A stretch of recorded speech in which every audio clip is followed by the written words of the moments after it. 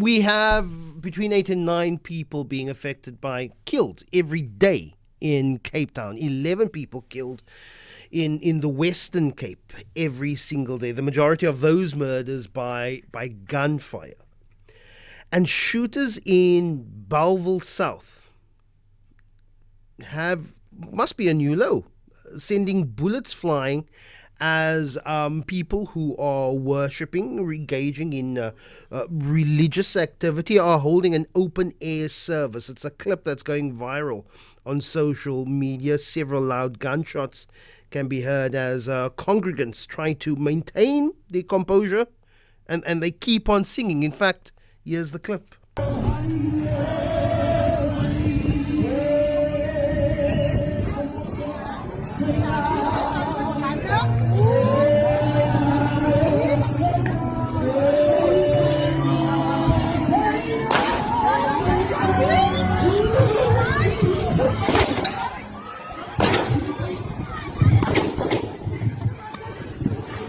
Here only blood. Jesus.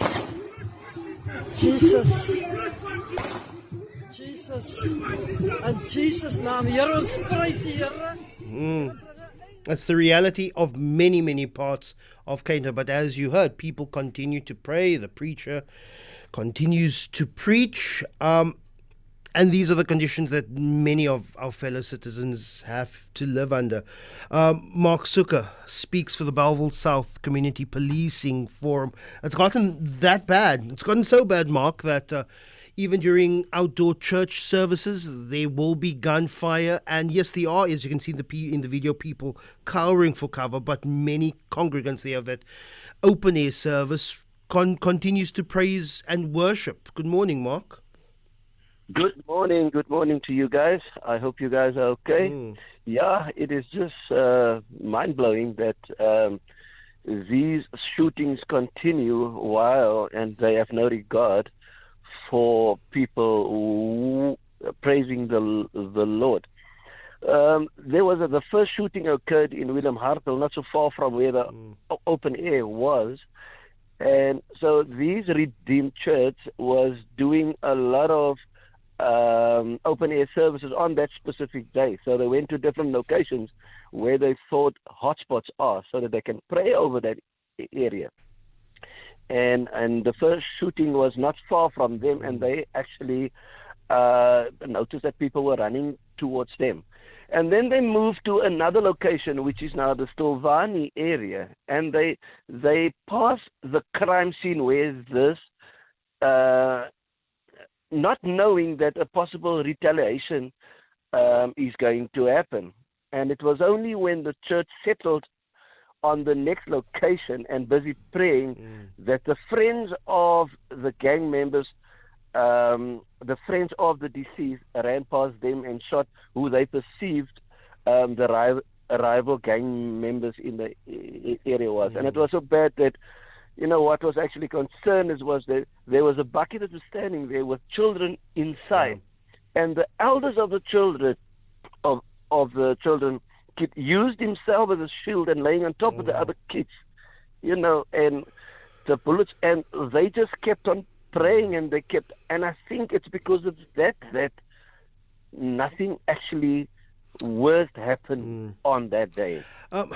Mark, just the sheer normality of this abnormality in our society. It is simply but another day. It is simply but another shooting. It's simply but another period for an older child to use their body to protect the younger in their family or those around them. This abnormality is simply just another Monday in Cape Town. Yeah, no, absolutely. Look, Bellville-South is not as bad as the other places. I mean, when we refer to Manenberg and all those people where there's shootings every day. But for us, it's one too many.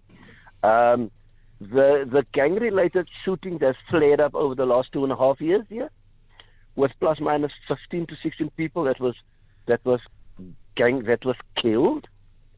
So the situation remains volatile, and the problem with us is the restricted resources of our local police stations, which Bellville-South is a gang station right now.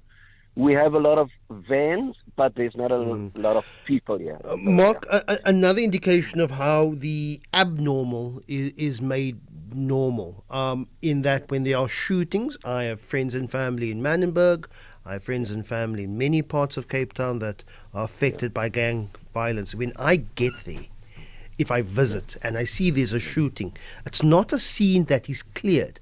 It is a scene where people gather.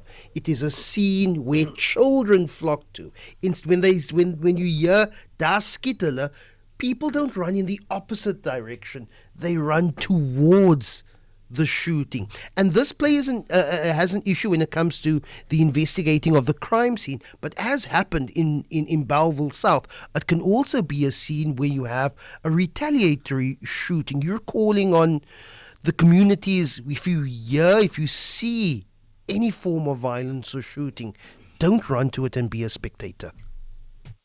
Yeah, no, absolutely. That is precisely what is happening here. You see small children, instead of running away from it, they're running towards it because everybody wants to have a bird's eye view of what is actually happening and not knowing that they're actually putting themselves at danger. Because we had in the past where when they shoot, the bullets ricochet, and I think in the first couple of shootings that there was a young 13-year-old boy that was struck in the arm, and it was so traumatic for the family. But people, I think, has become so what is the word that I'm looking for? Desensitized. Yes, and instead of running away from it, they want to. So it has become, like you say,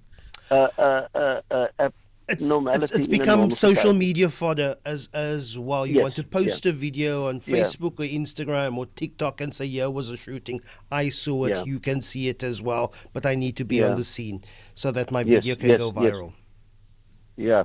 So when we get to a scene, we normally the first on the scene, and then people just flock. They are standing over the body and want to.